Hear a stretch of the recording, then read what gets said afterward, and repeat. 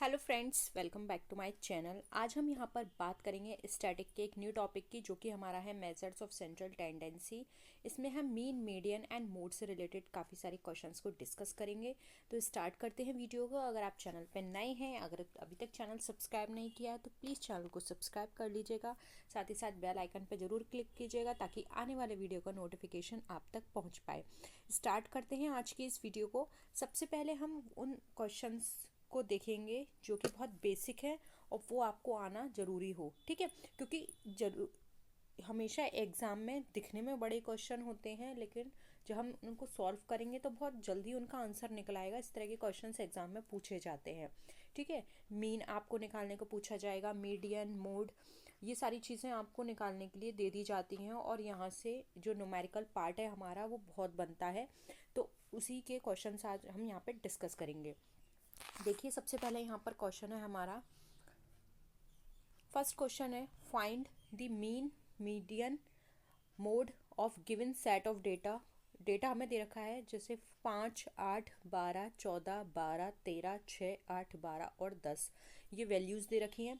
इसमें हमें मीन निकालना है, मोड निकालना है और मीडियन निकालना है। तो पहले तो आप एक नोटबुक ले लीजिए, क्योंकि यहाँ पर अब हमें न्यूमेरिकल करना है, ये सारा हमें निकालना पड़ेगा। और इन वैल्यू को भी आप लिख लीजिए, क्योंकि अब हम इसको एक ब्लैंक शीट पर करेंगे तो आपको ये क्वेश्चन तब आपको नहीं दिखाई देगा। तो एक बार ये जितनी भी वैल्यूज़ दे रखी हैं इनको आप नोट कर लीजिए और साथ साथ करेंगे। और अगर आप लोगों को आता है तो आप डायरेक्ट सॉल्व भी कर सकते हैं और आंसर नीचे कमेंट सेक्शन में लिख सकते हैं।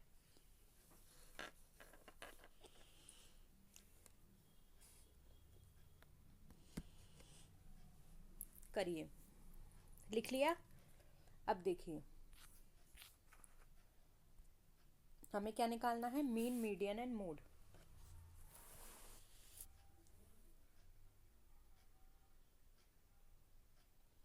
सबसे पहले हम निकालते हैं यहाँ पर हमारा मीडियन, उसके बाद निकालेंगे मीन, फिर निकालेंगे हम यहाँ पे अपना मोड।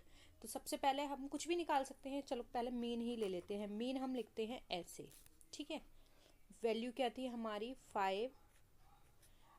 हम एक सीरियल में लेके चलेंगे वैल्यूज़ को। तो हम यहाँ पर जो सीरीज़ लेके चलेंगे वो सीरीज हमारी कैसी होगी, छोटे से बड़े में, ठीक है। सबसे पहले छोटी वैल्यू, उसके बाद बड़ी, और फिर उसके बाद और बड़ी, ऐसे वैल्यूज़ लिखेंगे। तो पहले हमें 5, हमारी वैल्यूज़ में 6 भी दे रखा था तो 6 लिख लेंगे। फिर हमारे को 8 दे रखा था 2 बार, तो दोनों 8 लिख लेंगे। और इन सबको आपको ऐड करते हुए जाना है। तो 12 हमारे पास 2 बार दे रखा था, 3 बार था हमारे पास 12, एक बार था हमारे पास 13 और एक बार था हमारे पास 14, ठीक है। तो ये हमने पूरी सीरीज लिख ली। इसका फॉर्मूला आपको पता होना चाहिए। मीन का फॉर्मूला क्या होता है, समेशन एक्स अपॉन एन, यानी कि नंबर ऑफ वैल्यूज़। नंबर ये टोटल कितने हैं, टोटल कितनी वैल्यूज़ दे रखी हैं, 10 है हमारी टोटल। तो समेशन एक्स यानी कि इन सब का हमें समेशन लिखना है। 5, 6, 8, 8, 12, 12, 13 एंड 14, इन सबको ऐड करोगे तो हमारे पास वैल्यू निकल कर आ जाएगी 100। यानी कि सबको प्लस किया, हमारा 100 वैल्यू निकली। नंबर्स हमें ये कितने दे रखे हैं, 10। इसको इससे हम डिवाइड करेंगे तो हमारा मीन कितना निकल कर आ गया, मीन हमारा है 10, ठीक है। अब ये तो हो गया हमारा मीन। अब हम निकालते हैं यहाँ पे हमारा मीडियन, ठीक है। मीडियन का फॉर्मूला क्या होता है, n+1 अपॉन 2, ठीक है। ये हमारा फॉर्मूला है। n हमारे पास कितना था, यानी वो नंबर ऑफ वैल्यूज़ जो हमें दे रखी थी वो कितनी थी, n वहाँ पर लिखेंगे। नंबर्स हमारे पास कितने थे, 10, प्लस करेंगे 1 अपॉन में हमारे रहेगा 2। तो ये कितना हो गया, 11/2। इसको इससे आप डिवाइड करेंगे, इससे डिवाइड करेंगे तो आपका निकल गया 5.5। मीडियन आपका निकला 5.5। अब जी 5.5 जो है वो आइटम को दिखाता है। 5.5 क्या है, हमारा आइटम है। यानी कि जो हमें वैल्यूज़ दे रखी थी उसका हमें 5th नंबर और 6 नंबर के बीच की नंबर हमें निकालनी है। अब ये नंबर कैसे निकालेंगे, तो आप ये देखिए, हमारा मीडियन कितना निकला 5.5 TH। फिफ्थ नंबर है ये हमारा, या फिर ये बोल सकते हैं आइटम है ये हमारा, ठीक है। तो अगेन आपको वही वैल्यूज़ लिखनी होंगी, आप वैल्यू लिखिए हमारी।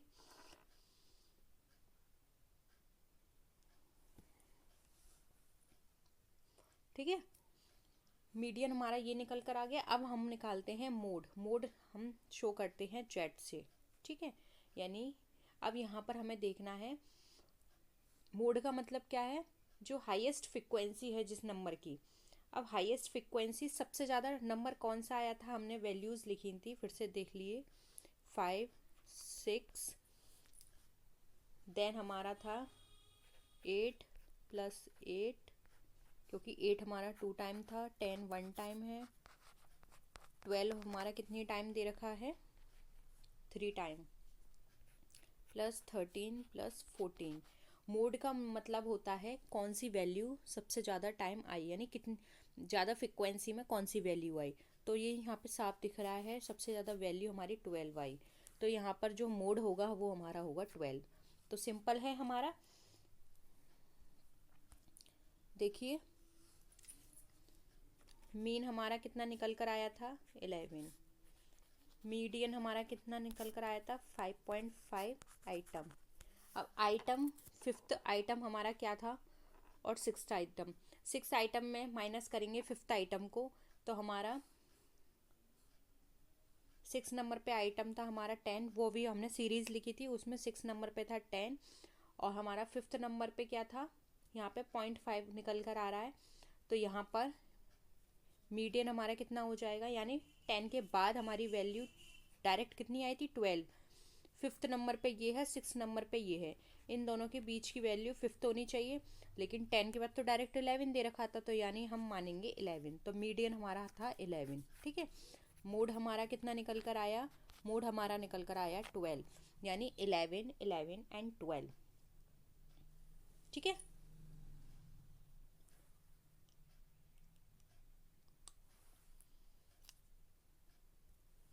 तो देखिए यहाँ पर हमारा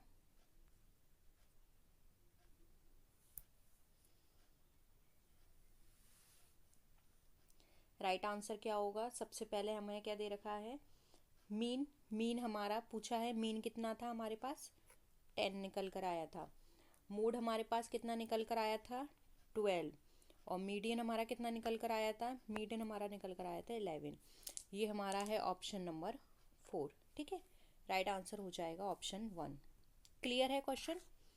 नेक्स्ट आइए सेकंड क्वेश्चन पे। Under which theoretical distribution the quartile deviation is 2/3 of standard deviation. आपको बताना है जो हमारा स्टैंडर्ड डेविएशन है उसका 2/3 हमारा क्वार्टाइल डेविएशन वो किस थियोरेटिकल डिस्ट्रीब्यूशन के अंदर आता है। Binomial distribution, normal distribution, Poisson distribution या रैंडम डिस्ट्रीब्यूशन।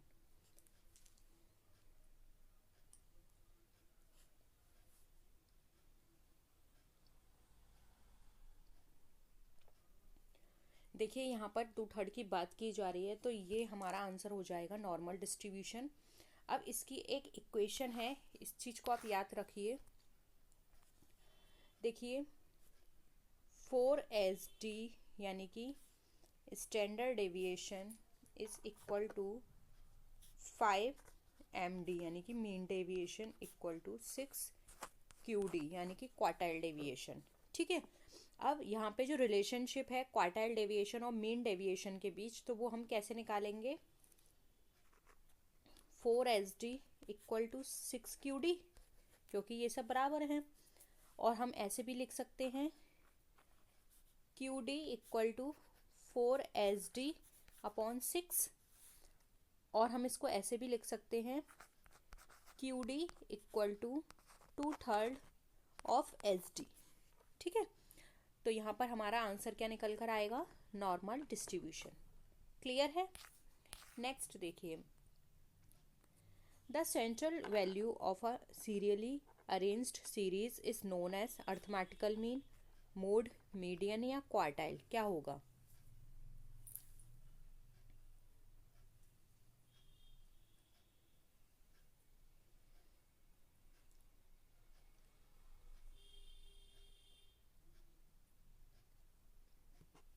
कोई सीरियली अरेंज्ड सीरीज है उसकी सेंट्रल वैल्यू क्या कहलाती है, ये कहलाएगी हमारी मीडियन। देखिए कोई भी डाटा है जो कि हम सॉर्ट करते हैं, असेंडिंग ऑर्डर में करें या डिसेंडिंग ऑर्डर में करें, तो मिडिल मोस्ट वैल्यू हमारी मीडियन कहलाती है। मीडियन डिवाइड करती है सीरीज को टू इक्वल पार्ट्स में, इसलिए हम ये बोल सकते हैं कि हमारा जो मिडिल वैल्यू है वो मीडियन कहलाएगी।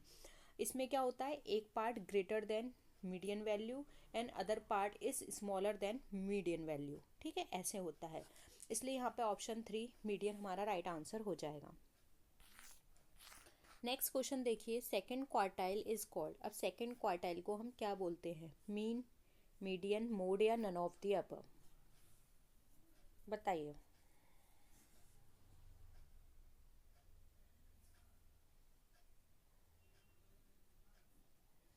इसको समझने के लिए एक इक्वेशन समझिए आप पहले। देखिए जब भी हम फर्स्ट क्वार्टाइल निकालते हैं तो फर्स्ट क्वार्टाइल हम कैसे निकालेंगे, n+1 divided by fourth item. Quartile 2 को हम कैसे निकालेंगे, size of 2 n+1 upon fourth item, ठीक है।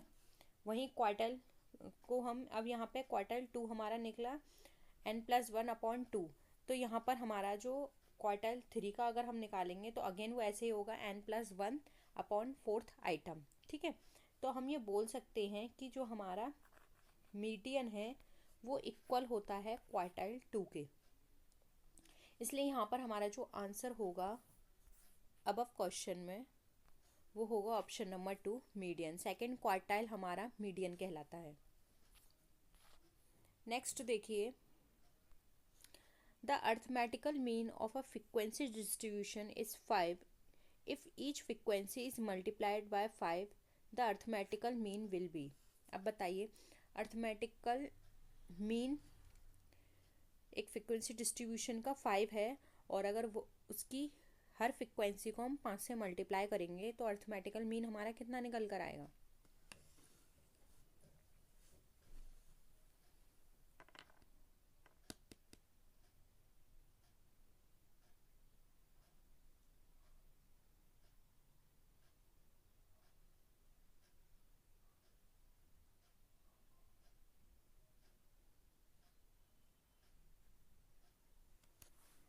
देखो ऐसे समझो, कुछ वैल्यूज़ हम इमेजिनरी वैल्यू लेते हैं, ये x हो गया, ठीक है, ये हमारी फ्रीक्वेंसी और ये fx हो गया, यानी इनका मल्टीप्लाई, ठीक है।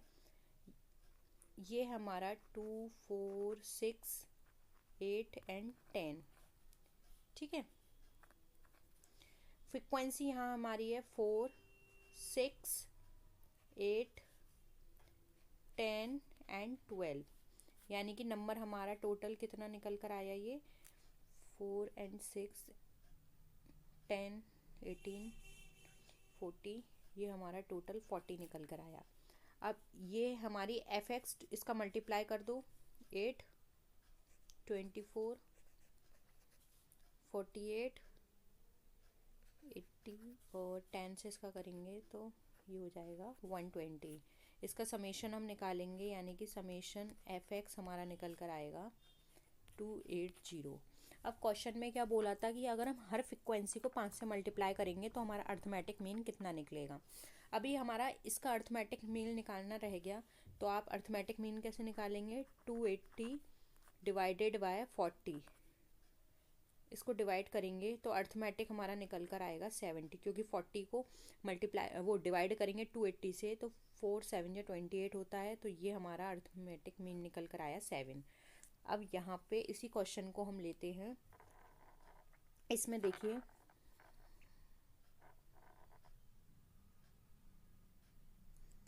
अगेन हमारा x है, f है और ये fx होगा, ठीक है।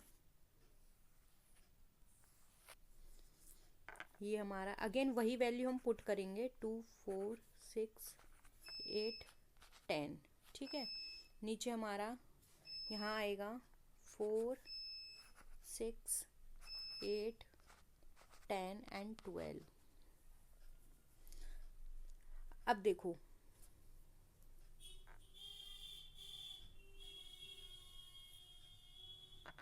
इसको हमें 5 से मल्टीप्लाई करना था, तो 4 5 जा 20,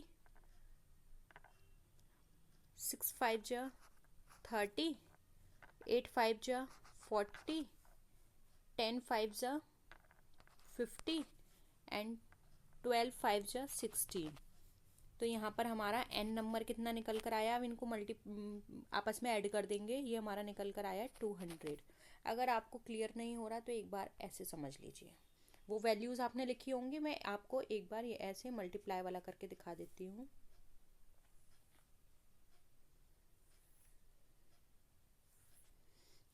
देखिए 2 थी पहले, फिर 4 था हमारा, 6, 8 एंड 10। यहाँ पे हमारी फ्रीक्वेंसी दे रखी थी 4, 6, 8, 10 एंड 12। मल्टीप्लाई हमें सबका करना है, क्योंकि वहाँ पे ईच फ्रीक्वेंसी थी, तो सबका मल्टीप्लाई हमें करना है 5 से। ठीक है, 4 5 जा 20, 6 5 जा 30, 8 5 जा 40, ये होगा हमारा 50, और इसको मल्टीप्लाई करेंगे 5 का 12 से, तो ये निकल कर आएगा 60। और इन सबको हम ऐड करेंगे 20, 30, 40, 50 एंड 60, तो ये वैल्यू हमारी निकल कर आएगी 200। ठीक है, यानी कि यहाँ पर हमारी n नंबर है 200। अब यहाँ पर इसको इससे मल्टीप्लाई कर दीजिए, 2 का 20 से मल्टीप्लाई होगा 40, 4 का 30 से मल्टीप्लाई होगा 120, 6 का 40 से होगा 240, 50 का 8 से होगा 400 एंड 10 का 60 से होगा तो 600। अब इन सब वैल्यू का ऐड कर दीजिए, ये हमारा निकल कर आएगा 0, 8, 10, 14। ठीक है, ये हमारा निकल कर आया 1400। फॉर्मूला क्या होता है अर्थमेटिक मीन का, summation f x upon n. Summation f x हमारा कितना निकल कर आया 1400, और हमारा एन हम यहाँ पर हमें कितना दे रखा है 200। इसको इससे मल्टीप्लाई कर दीजिए, आंसर निकल कर आया 7। यानी कि क्या हुआ, यहाँ पर अर्थमेटिकल मीन हमारा सेम रहा, क्योंकि हमने सारी फ्रीक्वेंसी को एक ही वैल्यू से मल्टीप्लाई किया है। तो हमारा यहाँ पे मीन, चाहे हम सिंपल पहले वाले क्वेश्चन की बात करें, उसमें भी हमारा मीन 7 निकला था, और हमने अब ईच फ्रीक्वेंसी को 5 से मल्टीप्लाई कर दिया, तब भी हमारा यहाँ पर 7 ही निकला है। इट मीन्स यहाँ पर हमारी जो वैल्यू है वो चेंज नहीं हुई। ठीक है, क्योंकि यहाँ पर हमारे अर्थमेटिकल मीन में किसी भी तरह का चेंज नहीं हुआ, वो रिमेन अनअफेक्टेड रही। इसलिए यहाँ पर हमारी जो क्वेश्चन में आंसर होगा, अर्थमेटिकल मीन भी सेम रहेगी। ऑप्शन 5 यहाँ पे 1 हमारा राइट आंसर है। ठीक है, नेक्स्ट देखिए, the measure based on each value of series is range, standard deviation, quartile deviation, inter quartile range. क्या होगा आंसर?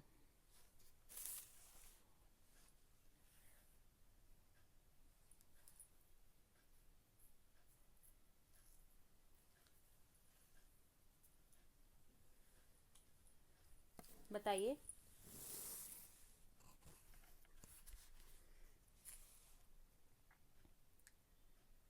देखिए, किसी भी सीरीज की ईच वैल्यू जब भी किसी मेजरमेंट पे बेस्ड होती है तो वो स्टैंडर्ड डेविएशन कहलाती है। स्टैंडर्ड डेविएशन एक ऐसा मेजरमेंट होता है जो कि सीरीज की हर वैल्यू पर बेस्ड होता है। ये एक ऐसी डिग्री ऑफ डिस्पर्जन है, या हम ये बोल सकते हैं स्कैटर ऑफ द पॉइंट्स है, जो कि रिलेटिव होता है उसके मीन से। ये कॉमनली इसको अगर हम एब्रिविएट करें तो वो ये एस डी से शो किया जाता है, और ये डिनोट किया जाता है हमारे इस साइन से। ठीक है, नेक्स्ट क्वेश्चन देखिए, अगेन एक न्यूमेरिकल क्वेश्चन है जिसमें हमें दे रखा है, क्लास दे रखी है, फ्रीक्वेंसी दे रखी है। अब हमें बताना है if the mode of the above distribution is 48.6 then the missing frequency will be. अब यहाँ पे मिसिंग फ्रीक्वेंसी हमें बताना है, हमें मोड दे रखा है 48.6 है। तो बताइए इस सिचुएशन में आप कैसे निकालेंगे मोड। मोड दे रखा है, आपको फ्रीक्वेंसी निकालनी है।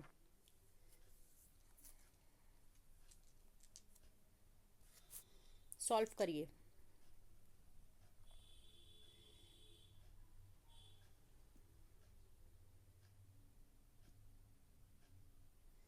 देखिए, इस तरह के क्वेश्चंस को सॉल्व करने में सबसे पहले तो क्लास इंटरवल बना लीजिए। 10 से 25, 25 से 40, 40 से 55, ये हमारी क्लास फ्रीक्वेंसी है, क्लास इंटरवल है। 55 से 70 एंड 70 से 85, ठीक है।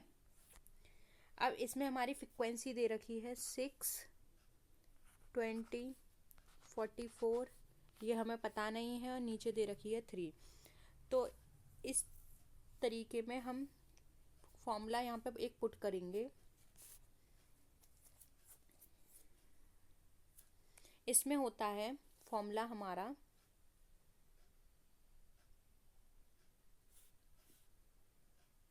L1 plus frequency 1 minus frequency 0 upon 2 frequency 1 minus frequency 0 minus frequency 2 multiply by h। पहले इस फॉर्मूले को अपनी नोटबुक में लिख लो।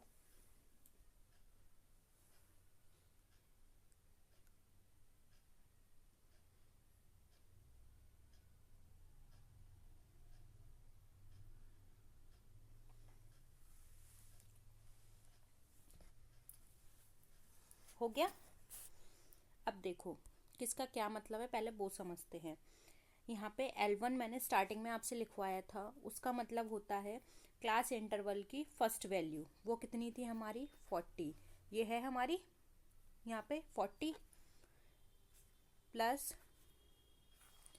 फिर आएगा यहाँ पे ऊपर था हमारा F1, ठीक है, माइनस F0, यही तो था फॉर्मूला। तो F1 का मतलब क्या होता है, F1 का मतलब होता है वो जिस सीरीज़ में है उससे पहले वाली हमें फ्रीक्वेंसी निकालनी है। तो इस क्लास इंटरवल की फ्रीक्वेंसी हमारी कितनी थी 44। अब इससे एक पहले की फ्रीक्वेंसी लेनी है, इससे पहले की फ्रीक्वेंसी है 20। F0 का मतलब होता है पहले वाली फ्रीक्वेंसी।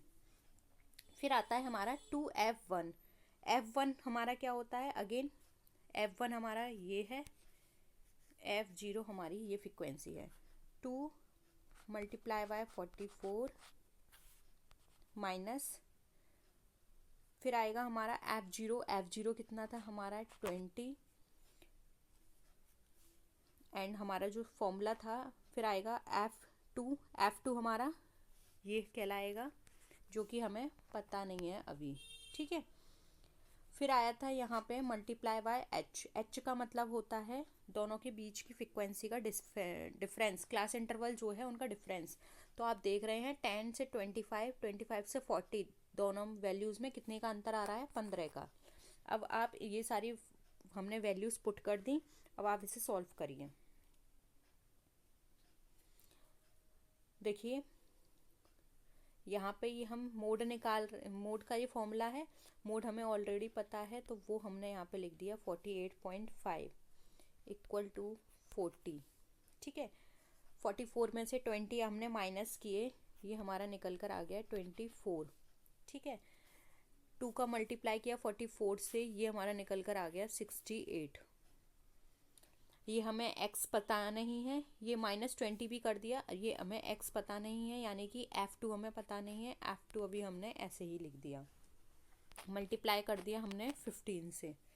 अगेन अब इसको सॉल्व करिए, मल्टीप्लाई करिए, इस 15 को 24 से मल्टीप्लाई करिए, 8.6 निकला हमारा 24 divided by 68 minus x multiply by 15।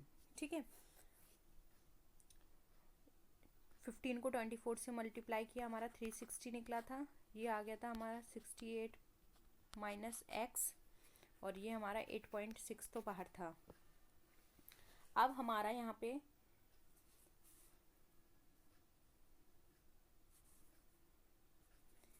$58 minus 8.6 x equal to 360 था। अब इसको हम सॉल्व करेंगे तो हमारा आंसर निकल कर आएगा, चूँकि 8.6 एक्स अभी हमारा सॉल्व नहीं हुआ है, ये हमारी टोटल वैल्यू निकल कर आई 224.8। अब इस एक्स को हम बाहर ले आएंगे, 224.8 मल्टीप्लाई बाय 8.6 हमारा नीचे आ जाएगा। अब इसको इससे वैल्यू निकालेंगे या सॉल्व करेंगे तो हमारा आंसर निकल कर आएगा 26.13। अब हमको पता है यहाँ पे 13 की कोई वैल्यू नहीं है, तो हम डायरेक्ट लिख देंगे 26।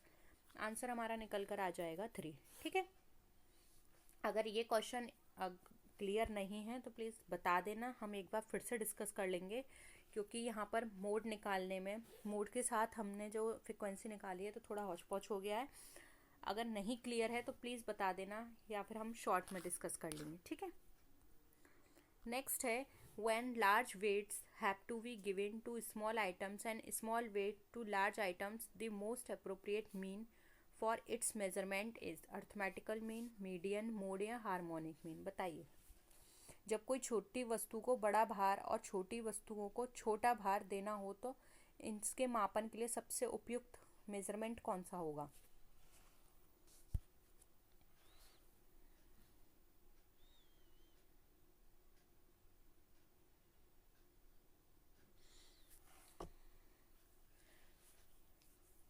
देखिए, इसके लिए सबसे ज़्यादा जो हमारे लिए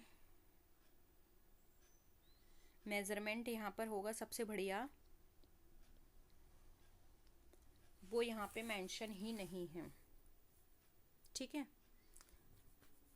आप लिख लीजिए ज्योमेट्रिक मीन। ज्योमेट्रिक मीन हमारा यहाँ पे राइट आंसर होगा। अब ये ज्योमेट्रिक मीन क्यों है? क्योंकि ज्योमेट्रिक मीन हमारा सबसे ज़्यादा यूज़फुल होता है उन नंबर्स में जहाँ वो हमारे इंडिपेंडेंट नहीं होते एक दूसरे से, और वो लार्ज फ्लक्चुएशंस रखते हैं, यानी कि जब वैल्यूज़ में ज़्यादा फ्लक्चुएशंस होता है तो यहाँ पर हम उनके साथ ज्योमेट्रिक मीन को फॉलो करते हैं, या ज्योमेट्रिक मीन वहाँ पे कैलकुलेट करते हैं उसके लिए। इसलिए यहाँ पे ऑप्शन 3 हमारा ज्योमेट्रिक मीन राइट आंसर हो जाएगा। नेक्स्ट क्वेश्चन है, for a normal distribution mean, median, mead, mode and median, आपको बताना है कौन सी वैल्यू बड़ी है और यहाँ किस हिसाब से कौन सी इक्वेशन हमारी सही बैठेगी। Mean, median, mode, mean, median, mode, बताइए कौन सी वैल्यू होगी?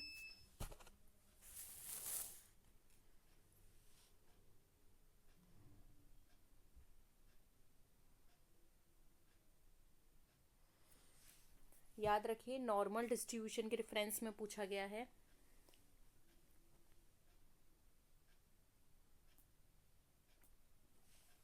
देखिए, नॉर्मल डिस्ट्रीब्यूशन में क्या होता है, हमारा बेल शेप्ड कर्व बनता है।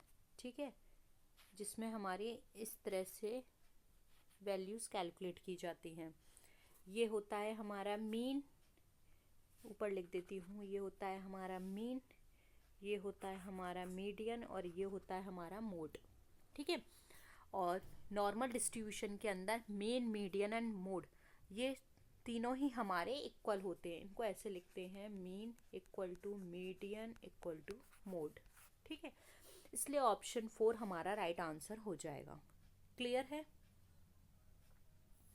नेक्स्ट क्वेश्चन देखिए, in a negatively skewed distribution which of the following statements holds to be true. बताइए, नेगेटिवली स्क्वीड डिस्ट्रीब्यूशन के रेफरेंस में हमें बताना है कि कौन सा स्टेटमेंट सही है। The value of mean is maximum, the value of mode is minimum, the excess tail is in the left hand side, minimum value is equal to mode. बताइए।